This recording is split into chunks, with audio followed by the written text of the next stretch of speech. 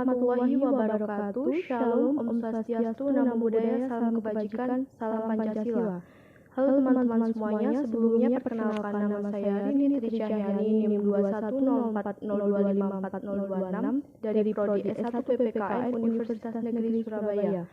Pada kesempatan kali ini, saya akan membahas mengenai cara pandang para pendiri bangsa dan negara dalam merumuskan Pancasila sebagai dasar negara.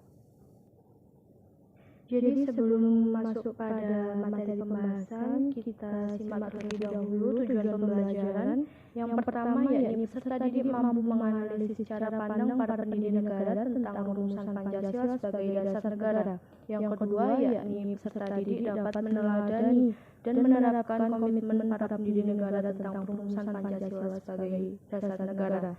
Untuk selanjutnya mari kita simak materi pembahasan tentang cara pandang perumusan dasar negara. Perumusan Pancasila pada awalnya dilakukan dalam sidang BPUPKI pertama yang dilaksanakan pada 29 Mei sampai dengan 1 Juni 1945. BPUPKI ini dibentuk oleh pemerintah pendudukan Jepang pada 29 April 1945 dengan jumlah anggota 60 orang. Badan ini diketuai oleh Dr. Haji Manwidyodiningrat yang didampingi oleh 2 orang ketua muda sebagai wakil ketua yakni Raden Panji Suroso dan Ichi Bangase. Dalam upaya merumuskan Pancasila sebagai dasar negara yang resmi, terdapat usulan-usulan pribadi yang dikemukakan dalam Badan Penyelidik Usaha Persiapan Kemerdekaan Indonesia, yakni oleh Muhammad Yamin Supomo dan Insinyur Soekarno. Berikut saya paparkan mengenai rumusan dasar negara yang diusulkan oleh Muhammad Yamin, Insinyur Soekarno dan juga Supomo. Untuk yang pertama yakni rumusan dasar negara yang diusulkan oleh Muhammad Yamin. Muhammad Yamin mengusulkan 5 rumusan dasar negara. Yang pertama, perikebangsaan, perikemanusiaan, periketuhanan, perikerakyatan dan juga kesejahteraan rakyat. Untuk selanjutnya yakni pemaparan usulan rumusan dasar negara dari Insinyur Soekarno. Yang pertama yakni kebangsaan Indonesia, yang kedua internasionalisme dan perikemanusiaan, yang ketiga mufakat atau demokrasi, yang keempat kesejahteraan sosial dan yang kelima ketuhanan yang Maha Esa. Dan usulan perumusan dasar negara yang terakhir yakni oleh Supomo. Supomo juga merumuskan 5 usulan rumusan dasar negara, yakni yang pertama persatuan, yang kedua kekeluargaan, yang ketiga keseimbangan lahir dan batin, yang keempat musyawarah dan yang kelima keadilan rakyat. Dari rumusan-rumusan dasar negara yang telah dikemukakan oleh ketiga tokoh tersebut, selanjutnya kita membahas penetapan Pancasila sebagai dasar negara. Dari poin ini terdapat banyak usulan yang masuk mengenai Indonesia merdeka, mulai dari soal unsur negara, bentuk negara dan kepala negara, warga negara hingga soal relasi agama dan negara. Untuk menghimpun semua usulan-usulan tersebut, dibentuklah panitia kecil yang berjumlah 9 orang sehingga dikenal dengan panitia 9 yang diketuai oleh Soekarno.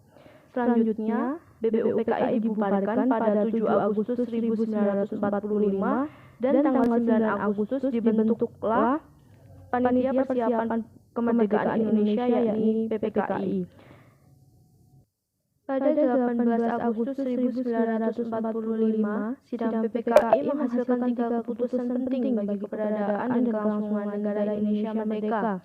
Yang pertama yakni mengesahkan Undang-Undang Dasar Negara, yang kedua memilih presiden dan wakil presiden yakni Insinyur Soekarno dan Dr. Andes Muhammad Hatta, yang ketiga presiden untuk sementara waktu akan dibantu oleh KNIP yakni Komite Nasional Indonesia Pusat.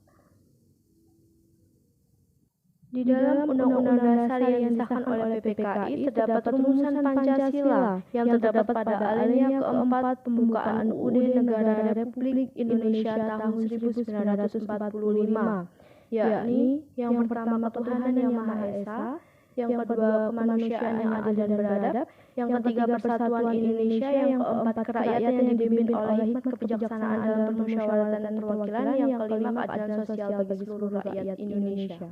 Setelah ditetapkannya dasar negara, selanjutnya poin yang akan kita bahas yakni cara pandang para pendiri bangsa dan negara.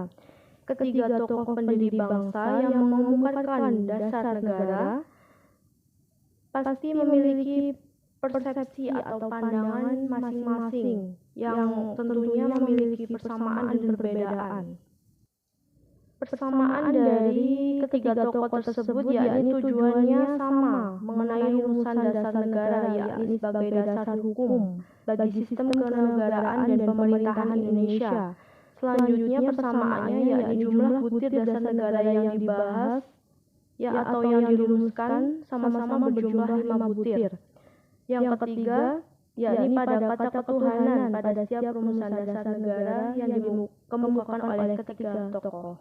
Selanjutnya kita akan membahas mengenai perbedaan pandangan ketiga tokoh. Yang pertama yaitu rumusan kalimat dan bentuk diksi. Dan yang kedua urutan dari setiap butir. Serta yang ketiga cara memaknai Pancasila pada masing-masing tokoh. Setelah kita membahas mengenai cara pandang tokoh perumusan dasar negara, selanjutnya untuk poin yang terakhir kita bahas mengenai meneladani komitmen para pendiri bangsa dalam perumusan dasar negara. Komitmen para tokoh perumusan dasar negara yang harus kita teladani yakni yang pertama memiliki semangat persatuan, kesatuan dan nasionalisme, yang kedua selalu bersemangat dalam berjuang, yang ketiga mendukung dan berupaya secara aktif dalam mencapai cita-cita bangsa yakni merdeka, bersatu, berdaulat, adil dan makmur, dan yang terakhir melakukan pengorbanan pribadi. Jadi kesimpulan dari pembahasan video pembelajaran kita pada kali ini yakni cara pandang pendiri negara dalam perumusan dasar negara terdapat persamaan dan perbedaan. Namun, perbedaan-perbedaan yang ada bukan menjadi penghalang untuk bekerja sama, tolong-menolong dan juga hidup rukun. Dan kita sebagai masyarakat atau generasi penerus harus bisa meneladani dan menerapkan komitmen yang sudah diperjuangkan oleh para pendiri negara. Baik, sekian video pembelajaran ini saya buat. Terima kasih, semoga bermanfaat. Sampai jumpa lagi. Assalamualaikum warahmatullahi wabarakatuh.